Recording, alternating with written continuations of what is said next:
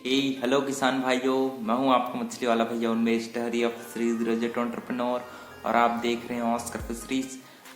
किसान भाइयों, जनवरी के मौसम में वो क्या क्या चीजें हैं जिसको हम लोगों को ज्यादा ध्यान देनी है।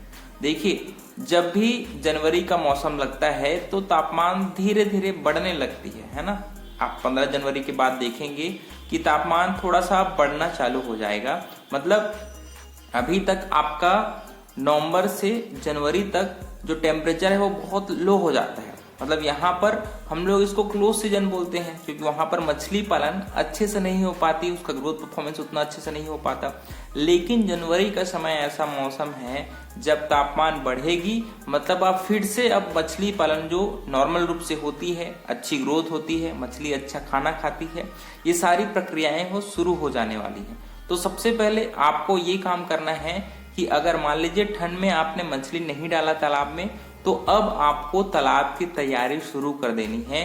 क्योंकि जैसे ही जनवरी का मौसम लास्ट हो जाएगा, खत्म होने वाला रहेगा, तब आपको तालाब में फिर से मछलियां स्टॉक करने का समय आ चुका होगा।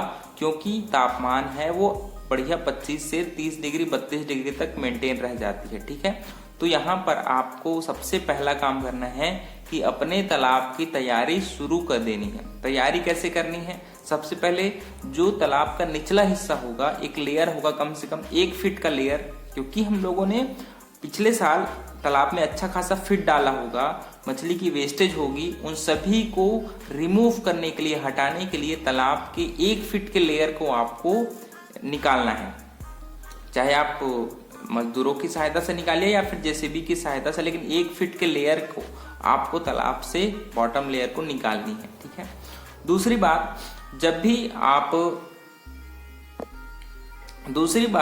बात करते हैं हम लोग मछली के बच्चों की। तो ऐसे हेचरी से बच्चा खरीदिए जिसकी गुणवत्ता अच्छी हो। साथ ही साथ बच्चे का जो भार है दोस्तों, वो एकदम कम नहीं होना चाहिए। क्योंकि बहुत जगह मैंने ये नोटिस किया है कि लोग 5 ग्राम 4 ग्राम इतना छोटे बच्चे तालाब में छोड़ते हैं। क्योंकि ये होता है कि हमको छोटे बच्चे हैं वो ज्यादा संख्या में मिल जाते हैं, कम प्राइस में, कम पैसे देके ज्यादा संख्या में अपने उनको बच्चे मिल जाते हैं। लेकिन छोटे बच्चों की मोर्टेलिटी रेट बहुत हाई होती है। आप मान लीजिए 5000 बच्चे डालेंगे तो मुश्किल से उसमें से 1500 से 2000 बच्चे ही पूरा बचने वाले हैं। तो कोशिश करिए कि एडवांस फिंगरलिंग बच्चे इस बार आप तालाब में छोड़िए। लगभग 50 ग्राम से ऊपर बच्चे अगर आप तालाब में छोड़ेंगे तो आपके कल्चर पीरियड है वो कम हो जाएगा, आपकी मछलियों की मोर्टेलिटी रेट भी कम हो जाएगी, सर्वाइवल रेट बहुत हाई हो जाएगी, ज्यादा मछलियां आप बचा पाएंगे और इससे ये होगा कि आप अपने मछलियों को कम समय में ही तैयार कर पाएंगे। तो यही सलाह है कि बड़े साइज के बच्चे अगर आप तालाब में छोड़ेंगे तो आपको ज्यादा फायदा होने वाला है। छोटे बच्चे छोड़ने के घाटे ज्यादा हैं, फायदे कम हैं। आप अच्छी गुणवत्ता वाले एडवांस फिंगरलिंग बच्चे आप अपने नर्सरी तालाब में ही बनाइए। अगर आपको आसपास एरिया में अवेलेबल नहीं है तो आप छोटा सा नर्सरी पालन करिए। वहां पर आप स्पॉन या फिर फिंगरलिंग 5-6 ग्राम के फिंगरलिंग डालिए और उसको ठंड में ही 2-3 महीने पालन करके आप उसको एडवांस फिंगरलिंग बच्चे में बदल सकते हैं।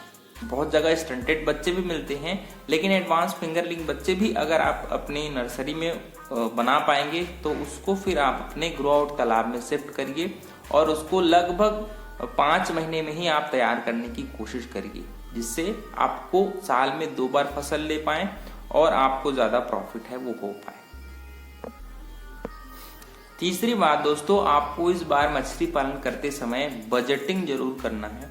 आप एक प्रॉपर बजट बनाइए कि इतने रेंज तक मैं मछली पालन में पैसा लगाऊंगा। क्योंकि बहुत बार ये होता है कि हम स्टार्टिंग में हमारे पास पैसे रहते हैं और उसको हम लोग मछली पालन में इन्वेस्ट करते रहते हैं, लेकिन जैसे जैसे समय बढ़ता है हमारे पास मछली को खाना खिलाने के पैसे नहीं बच पाते।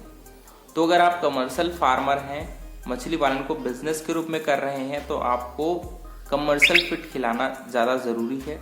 और अगर आप मान लीजिए साइड इनकम के रूप में फिश फार्मिंग कर रहे हैं तो आप फार्म मेड फीड मछली को खिलाइए। आप फर्मेंटेशन रेगुलर बेसिस पर करिए, जिससे आपको पैसे कम लगेंगे और भले ही इसमें टाइम ज़्यादा लगेगा दूसरे तरीके में, लेकिन आपको प्रॉफिट होगा।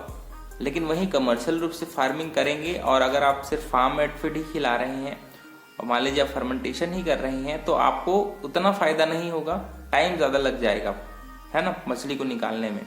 तो कोशिश करिए कि आप कमर्शियल फीड खिलाइए और मछली को जल्दी तैयार करने की कोशिश करिए।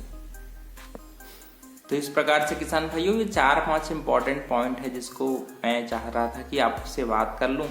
तो अगर आपको वीडियो अच्छा लगा होगा तो वीडियो को लाइक ज़रूर करिए।